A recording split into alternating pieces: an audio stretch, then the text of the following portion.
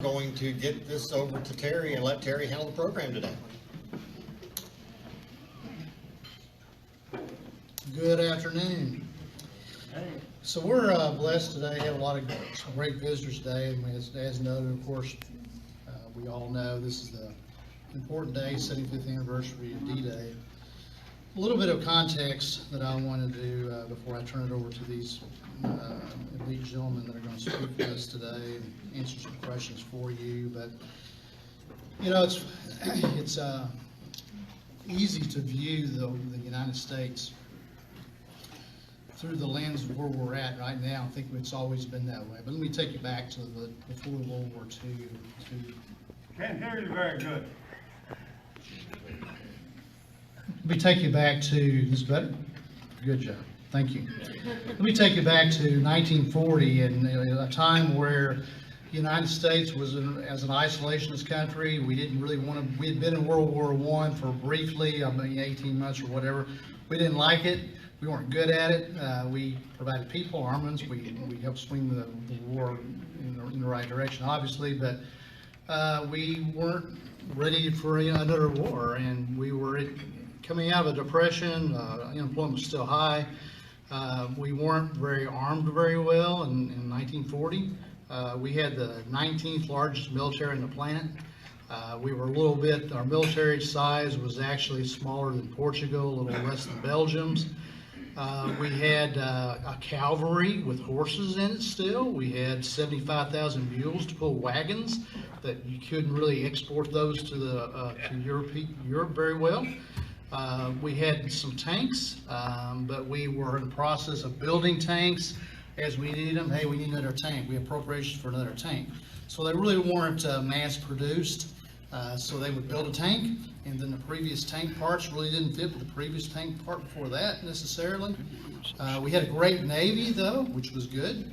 But we just weren't really equipped to enter a war. And we didn't want to be in a war. And if you think about, although we had sympathy for the for the English, because we're an English-speaking country, think about your grandparents. A lot of people in this room that 75, 80 years ago probably had cousins that were first generation, second generation Germans still in Germany, because people were in Perryville, Altenburg, this whole area around here. We had friends and relatives in Germany. We really didn't want to go fight them. So we really didn't want to enter that war. All that was solved, of course, when the Japanese decided to attack Pearl Harbor, and then we were in the war all of a sudden. And it was amazing. So then it changed the entire economy of the United States. We went from having double-digit unemployment one day to zero unemployment in a month. Literally, we put people to work. We changed over the automobile manufacturing to make planes and all those kind of things. And a complete change, by the way. In 1941, we produced the Ford, General Motors, Chrysler produced 3 million cars. From 1942, 43, and 44 to 45, they produced 143 cars. They didn't produce cars. They changed them into making planes. Ford was rolling out a B-17 bomber out of its 1 an hour at one point. So it got everybody working. Women who weren't working before World War II because they were stay-at-home, now they're working. Everybody's working. The military goes from 174,000 people to, we had something like 18 million people served in World War II. So World War II changed the world, and it changed the United States. The United States was a country that was largely agrarian. In 1946, 3/4 of everything manufactured in the world was stamped "Made in USA." That's how much everything changed in just a short period of time. So you probably know the details of World War II, but by 1944, we were fighting and had been fighting in the Pacific Theater for a long time. We were pretty much trapped. France was still the European continent largely was still under control of the Germans. France was under control of the Germans, and D-Day was, the biggest massive invasion in history. And so that's what we're celebrating today. That one day, it was amazing that June 6, 1944, that we invaded Normandy Beach and Omaha Beach and all those beaches, and we entered into France. And by May of 1945, the European War was over with. I mean, it was, once we got a foothold, and then we took that over. And it was thanks to this handout that Charlene did for us. You can see how that kind of unfolded. It wasn't without a lot of bloodshed. It was something that we lost a lot of soldiers. In World War II, we lost about 400,000 men. Some of you had relatives, I'm sure, that lost their lives. I have relatives that lost their lives in World War II. So these men that are here today, that we're honoring, and rightfully so, were people who participated in that war. We call them the greatest generation, and we should call them the greatest generation. They helped, although they probably didn't think of it at the time. They were just doing their job, trying to be patriotic Americans. But they changed the course of human history. They changed the course of American history. We owe them a great debt. So just a little bit of a background to what we do owe them. So I'm going to go around the room and talk about or introduce these folks to us. We've got 7 veterans here today, and let me kind of give you a little brief history with them, and then talk to them and see if I can get this thing stretched the whole way. Greatest Generation was wrote by Tom Brokaw. Anyone who's not read the book should. I got you.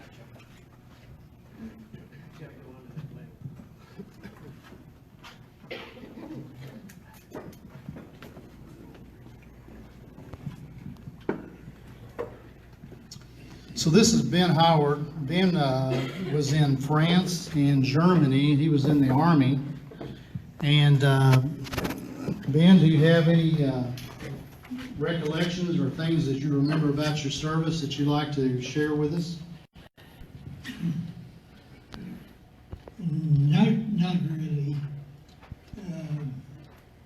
We were attached to Eisenhower's headquarters, SAFE, and we moved headquarters from London to Paris, and Paris to Reims, San Diego was there, and then went up to Frankfurt, Germany. And that was in 44, I guess? No, it was,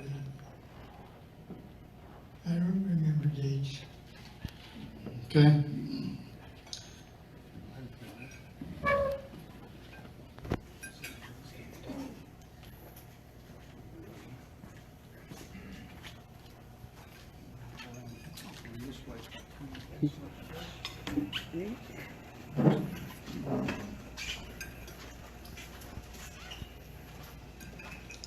This is Mr. Loomis Brown. Mr. Loomis Brown worked on LSTs. There's actually, you probably remember there's an LST that actually stopped here in Cape a couple times.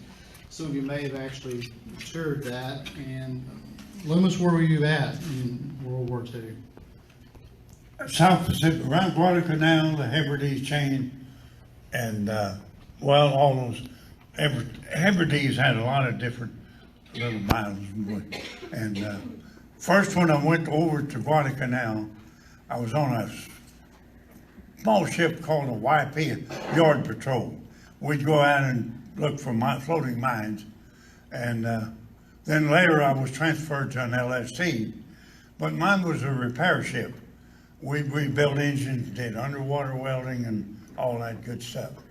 And we floated around out there till, the war ended, and I floated around till 1947 when I got out. Okay. So, and later, 10 years later, married her, and We have 3 almost normal children. Life has been good. Thank you, sir.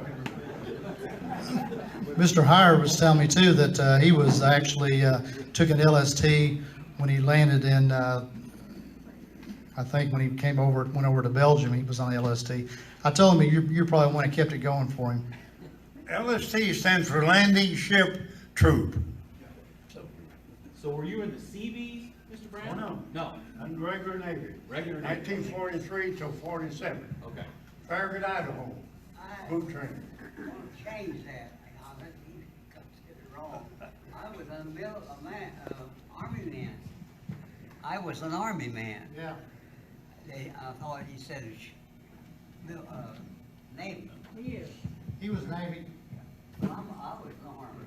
Okay, good. I think it's telling the He and wrong. I worked together though for about 40 years. Oh, really? Okay. So this is Mr. Lester Harris, and Mr. Harris was in the Philippines as well, but you were the Air Force, is that correct? No, I was in the MPs in the Philippines. And then when I got to Korea, they transferred me to Korea, and I went into the military MPs there for a while, and then I went up to the air base and was in the Air Force. Okay. I come out in the 5th Air Force. That's always what I wanted, but I didn't get it. But you were in Korea, but during World War II, or after World War II, but not before Korean War. At Incheon Harbor and Kimpo Air Base is where it was at. So it's quite a deal. This is Mr. Robert Duckworth. Mr. Duckworth was in the, you're in the Air Corps, weren't you? Were you in the Army Air Corps? I was actually in the Army. We're in the Army, okay. In Clarkfield. Clarkfield, okay. Yeah. That's in the Philippines, right? That's Philippines. Okay. Yeah. What did you do there? Well, something I didn't intend to do. I grew up and made a mechanic. Okay. I worked on tanks. We repaired tanks when we was repairing you and getting ready to have to use them. I went to school and graduated as a mechanic for those tanks. But I never did have to really use one. They say old age starts at 105. Are you old yet? Sir? They say old age starts at 105. Are you old yet? I hadn't quite got old. I'm 102. 102. 102, okay.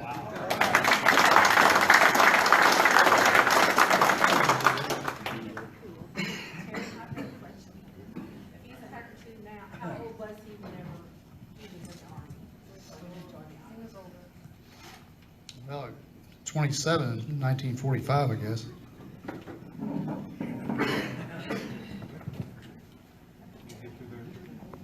Yeah. So this is Howard Thomas. Mr. Thomas was actually, were you on D-Day? Were you at D-Day? We went in, our unit went in the second wave. We were serving under General George Patton. So you were in the Armor Corps. Were you on the, did you go Omaha Beach? Yes, sir. We, the first tanks we had over was, they called it an M45, it was a small tank. The big gun on them, you had to stop to aim it. Later they came up with what they called a gyro stabilizer, and the big Shermans had that. You could fire it on the run and go across ditches or what have you. And it was very accurate. Did you see action against those big Kaisers? Sir? Did you see action against those big Kaiser tanks, the German ones? Yes, sir.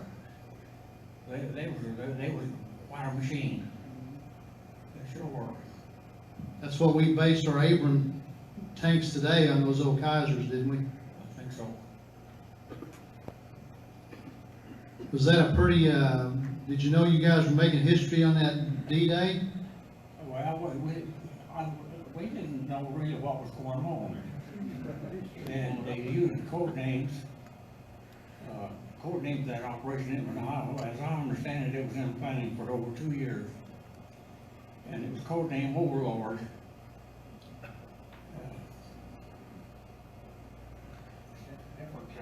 Different code names for different parts of the operation. I think it turned out well, even though we lost a lot of lives. We lost an awful lot of lives. I was 23 years old when we went in there, and there was a lot of guys in there younger than me. We had one little geezer in our outfit who was 49 years old.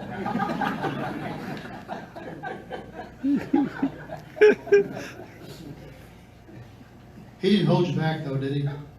We called him Grandpa.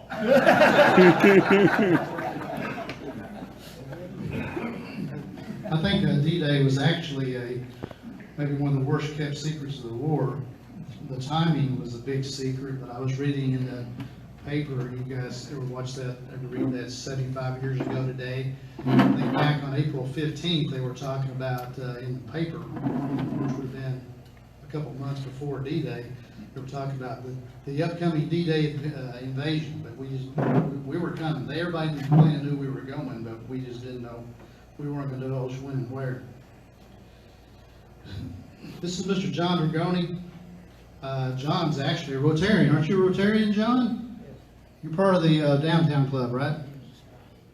John's a spy.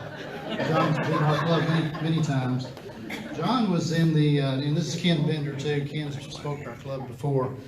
And these guys have kind of similar stories. They both were flying. John was a radar guy on a, what plane did you fly? 9. B-29? Yeah. And Ken, were you a B-29 guy too? Yes, I was on a B-29. I was an aerial gunner. Actually, when World War II started on September 1st, 1939, when Germany invaded Poland, I was a 13-year-old paper boy, delivered the extra that the Missourian put out that day. By the time the war ended, I was 19 years old, had flown 22 missions over Japan, and flew on the reconnaissance plane that photographed the atomic bomb being dropped on Nagasaki, the second atom bomb. And I flew on show of force mission over the battleship Missouri as the Japanese were signing the peace treaty. 1,000 B-29s flew at about 400 feet, which is maybe down to the lake, above the battleship Missouri one at a time, on out over Tokyo Bay, across the burned out city of Tokyo, and then turned at Mount Fujiyama and went back to our base on the 3 Marianas Islands, Guam, Saipan, and Tinian. I was based on Guam. How old And were you that- when you enlisted? What? How old were you when you enlisted? I was 17 when I enlisted and 19 when the war ended. And those 1,000 B-29s they flew over was a show of force to reinforce why they were surrendering, I guess. Is that correct?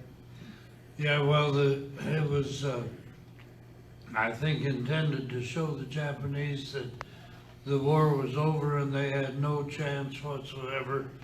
We were preceded by 1,000 carrier-based planes that flew over the battleship Missouri, then the 1,000 B-29s, and Tokyo Bay was full of warships from all of the Allied countries.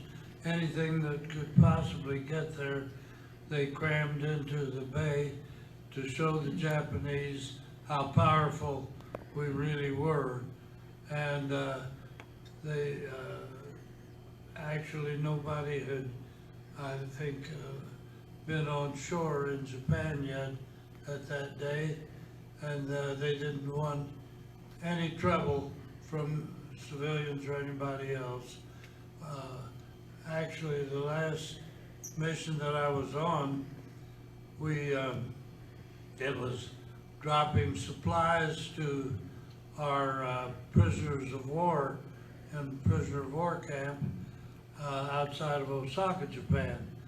And after we had a hard time finding the camp, we had stayed in there about as long as we could without returning back to our base. We dropped the supplies, and there were static lines that attached to the ripcords on parachutes on the bundles that we dropped, so that the parachutes would open and the supplies would drop down. Well, some of these static lines got tangled in our closer mechanism, and we couldn't get our bomb bay doors closed. We radioed for permission to land in Japan, and they radioed back immediately, absolutely not, that we would be the first people to land there, and we would probably immediately be murdered. So we limped on back to Iwo Jima. John flew 13 missions over Tokyo, didn't you? 18. Yeah. Originally I was based in India, and from India, our job was to make life miserable for the Japanese. Find the building, find out what it was a generating plant, then blow it up, and so forth. And we did that building after building, and blow up their railroad tracks so they couldn't get supplies to the guys in the Pacific. And I flew many missions. I got shot down over Singapore, and of all the missions, there's only one that still burns in my heart. When orders came to burn Tokyo, my God, we were the third squadron in. There wasn't an inch of black dirt. All you could see was flames, and it bothered me quite a bit. And I said to the pilot, "How many more do we have to incinerate?" And he says, "Orders are orders." But anyway, it bothered me very much until I read James Bradley's book, Flyboys, where he went in a few days after we dropped the firebombs, and he described the scenes. In one scene, he said there was a woman in the process of delivering a baby, burned up, and that was a horrible, horrible night. And that's the worst mission I can remember. Does anybody have any questions, these gentlemen? How old were you when you enlisted, Mr. Dragoni? 18.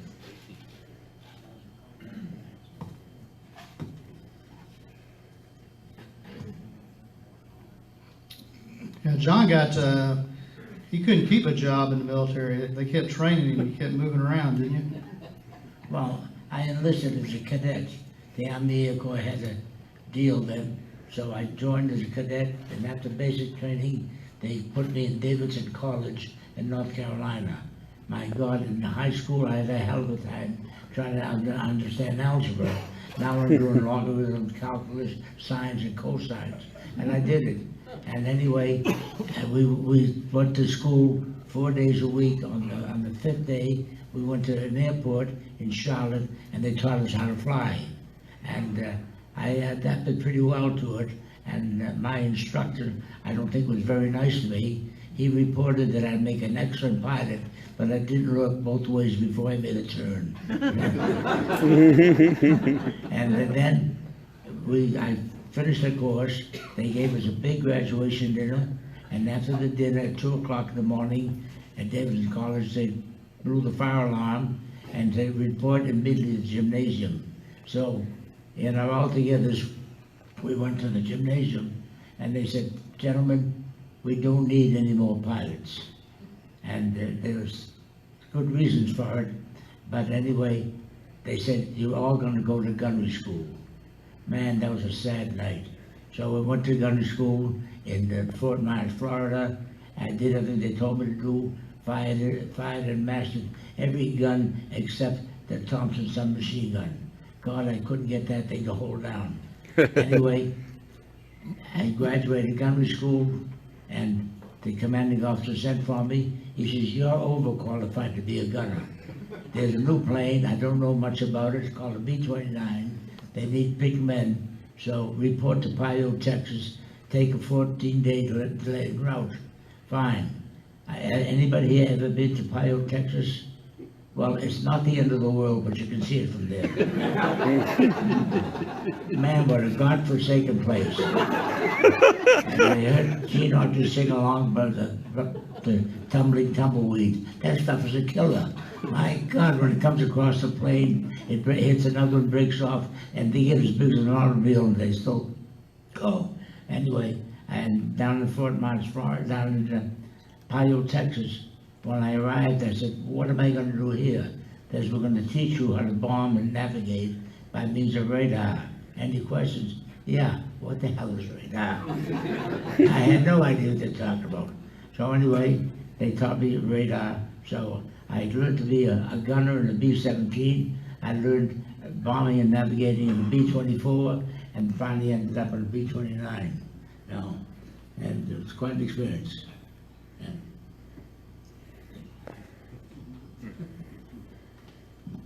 Any other questions for these guys? Terry, ask him if anybody went career went longer than discharge after the war. Did any of you guys stay in the military after the war?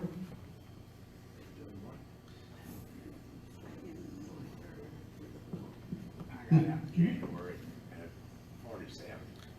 So you were then probably longer than most of these guys. Robert, when did you get out? I got out 4 years after I went in. Okay. Went in 45. So you got out in 47 as well? I stayed in the reserve and went back in 51 for about 8 months. With Charleston, South Carolina, and some kind of a small craft. There was radar, some special radar, but then the war ended and we all went on. I only served 4 years. War ended while we were on board ship, ready to invade Japan. Another 2 days and we'd been in Japan. Right. So the captain come on the beach box that night and said, "Smoking lamp is lit, the war's over with." We like to our ship apart. Just curious about what communication with their families was like when they were in the service. How did they? Well, they asked me, after I went on this honor tour, they asked me some old tape, some special thing. I went and made a little talk, and the guy asked us, 4 of us, "What did you find out after you came home, after being away from your parents or your wife or something?" I thought about it for a while, and I thought how much smarter my parents were at the end of that than they were before. I had experience with the Red Cross. They, I got a letter from my mother that my daddy was in the hospital. They was looking for him to die. And I went to the Red Cross there in Seoul, Korea, and they wouldn't send a telegram for me. So I went back up to the base and was sitting there in the canteen crying when I hear USO girls come in and want to know what was going on. And I told her, 30 minutes later, she come back with a telegram and said, "Dad is out of the hospital in good shape." So, Wow. man, it sure made a big difference. Can I ask the couple, okay, did they get married, did you guys get married before the war or after the war? 1953. 53? Did you get married in 53? Yes. Were you already dating when he was gone for the war, or did you know? We've known each other, but he dated another girl.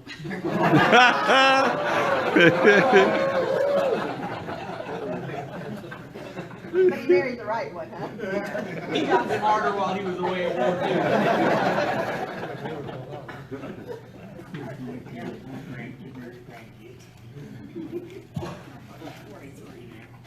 23, wow, that's great. Let me ask Howard here. Howard, do you have any recollections of the, when you were in Germany, do you have any recollections of what the average, did you have any interactions with just the regular average Germans? What did they think about the Americans coming in? You know, some of them were pretty nice people. We were running low on fuel, and our supplies were slow catching up to us. We bivouacked in a grove of timber, put our camouflage over the tank. And the second evening, when I was in there, there was a young gentleman come down the road walking, carrying a white rag, waving it at us. He came up there and he said, if y'all won't shoot us, we'll bring y'all something to eat. We're on gay ration all the time. And I'll never forget it. He brought us spare ribs and sauerkraut. Very good. I bet.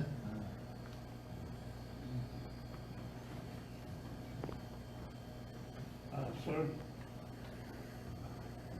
I got to go to Auckland, New Zealand for 21 days, rest and recreation. I was probably 18 then, single, so I did a lot more recreating than I did resting. And You know, your wife's sitting beside you. I told her all about it. I met a girl there. I drove a car.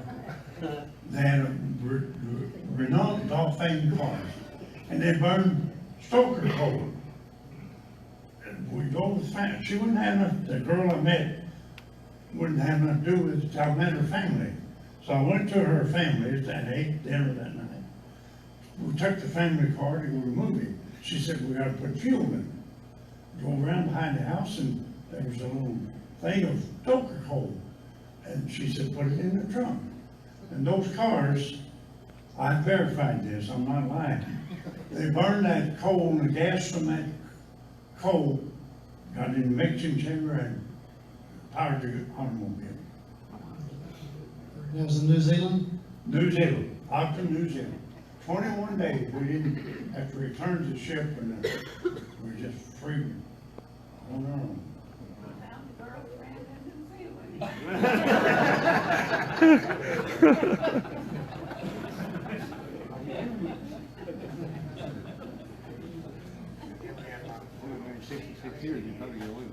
Got crazy, yeah. Well, I'm sure all you guys, when you went overseas, was the first opportunity you ever had to leave the States, correct? I always thought I wanted to go back to Korea, but after seeing what it is on television nowadays, I wouldn't give you 2 cents to go over there. I air base in Incheon Harbor now, where the Civil War was at.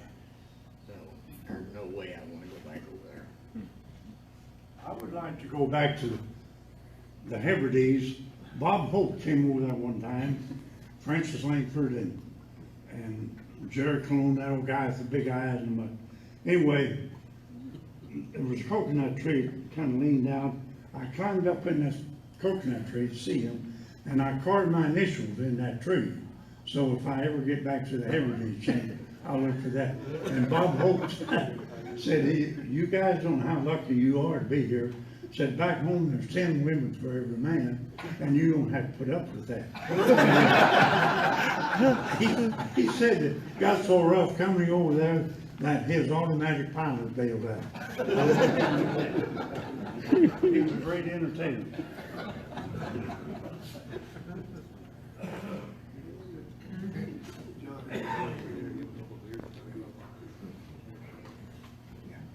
I'd like to tell an incident to prove that it wasn't all bad in the service. My pilot came to me and said, tell the men pack up their gear, we're pulling out in the morning, we're going overseas. I said, my God, I'm not through with my training yet. He said, listen to me, Dragoni, if we wait for you to get your training over, we're going to go overseas as a squadron right into combat. But I volunteered to go overseas so I can take a long way around. We'll spend a couple of nights here, a few days there, but the war might be over when we get there. So anyway, what did we do? He's the boss. So we heard all these stories about the demand for liquor overseas. I was a premium item. So we took all the money we could, went to the little town in Pio, Texas, and to a liquor store and bought all the booze we could buy. But what they did, they were being mean to servicemen, like there'd be a bottle of Shenley and Scotch tape to it was a bottle of Old Boone Knoll. You had to buy the two, you couldn't buy the one. I mean, they were getting rid of cheap booze. Anyway, I don't know how many, but we had many, many bottles of booze. Now what do we do? So it was late at night, we went to the airplane, and the B-29 was padded like the airliner today. So we pulled the padding back and stuck a bottle in here, and here, and here, and all over the place. So every place that we landed in Africa, we sat and talked, what are you gonna buy with your money? Oh, I'm gonna get a Jaguar, and I'm gonna get a Rolls Royce, and oh, we had these big dreams. We were gonna sell this liquor and make a lot of money. So we finally got to our base in India, and they said, all right, guys, off the plane, get your baggage. And anyway, they hooked a tow motor onto it. And we said, where are you going with our airplane? This is not your airplane. You're getting one of the old ones. They threw it away. They went out for us. Oh, man. So much for the private stuff.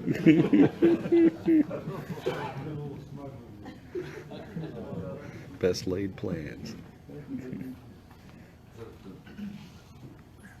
I must tell you about the Army soldiers didn't like us. In fact, they hated us. They said their motto was that they're overfed, the Americans, they're overfed, they're oversexed, and they're over here. You're talking about the British? Pardon? You're talking about the British soldiers? They hated us. That's funny. What kind of reception did you get when the war was over? When you came back, everybody glad to see you? I had trouble finding a way home, getting transportation home. My dad never owned a car, and I got discharged in Boston, Massachusetts. That's where we put a ship out of commission. Came back to Indiana with the guy I served aboard, and his father owned a clothing store. So I bought a suit of clothes and stayed with them that night and dated this guy's sister. So that reception I got at home was, well, I don't know. They're surprised I made it or surprised I didn't, hoping I didn't make it. So I'm not sure. I think those British guys were talking about you. They didn't, well, I didn't really have a whole lot to tell. I told them. Didn't even know I was in the United States when I came home. It'd be anything you ever seen them. We were in Fort Sheridan, Illinois, and we flew home for a 3-day pass. And I walked up on the door, on the steps down on Benton Street, and knocked on the door, and my daddy come about 4 o'clock in the morning. Daddy come and opened that door, and I thought he was gonna die right there on the spot when he seen me, because I wasn't even supposed to be in the United States. It's crazy. That's one thing I'll never pull again. Do any of you guys have nicknames when you're in the service? Well, we were called the Black Gang. The Black Gang because we was engine room. And we did get to go through Panama Canal. So that was another highlight. But I got stuck with the fork right here in my leg. Did you get a Purple Heart for that? Sergeant in the guard was shaving, and I went out and put my arms on his shoulder. He's real small, he's from Texas. He bent down and grabbed me when he picked me up. The fork went right in my leg and just bent it all the place. And there I was bleeding like a stuck hog. He seen my leg bleeding, and he said, what's going on? I pulled my pants up, seen that cut there. And then he wasn't but about 5'4". He picked me up and packed me all the way across the highway over to the hospital. Oh, I'll tell you something. You said that, the Ford changed from making cars to airplanes. Mr. Duckworth moved to Michigan to help with the Ford, to work for Ford. Did you work for Ford? Yes, sir. When did you do that? What years? After I came back from service, I had about 9 years, somewhere along in that, for a motor company, Saxon, Missouri.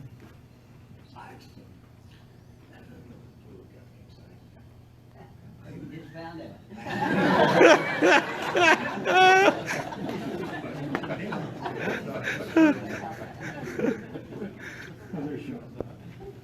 You were a MoDOT for 30 years? Sir, Did you work for MoDOT? I worked for 21 years for Missouri Highway Department.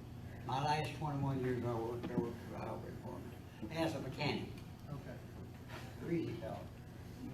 And you never changed clothes since.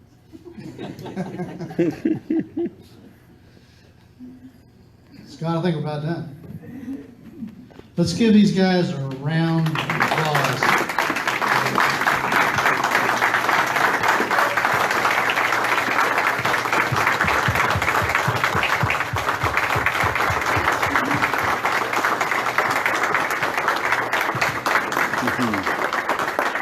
Thank you guys for your service.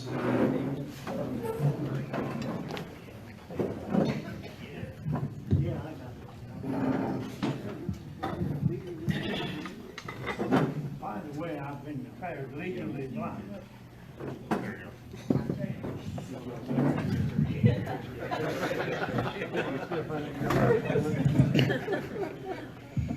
Thank you, gentlemen, for your service. We really do appreciate it, and as Terry started off, nothing would be like it is now if it hadn't been for guys like you.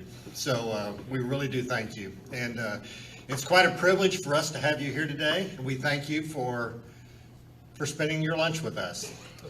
I also want to thank Terry for putting this together. This is something he's put some time and thought in, and it's neat that you did that for us on this particular day. So again, thank you all. Is there any other announcements to come before the club? If not, right in the back of the room is a light blue banner. Let's stand for the four-way test.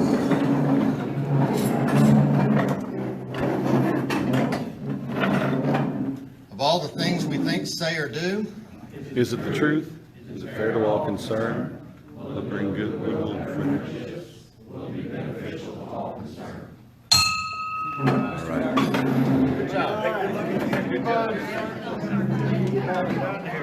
So thanks for joining us here today for Cape West Rotary in District 6060 and remembering World War II and specifically D-Day on today, the anniversary. Thanks for tuning in. We hope to see you here again sometime. If you're interested in knowing more about Rotary, check us out at www.capewestrotary.org. Thanks.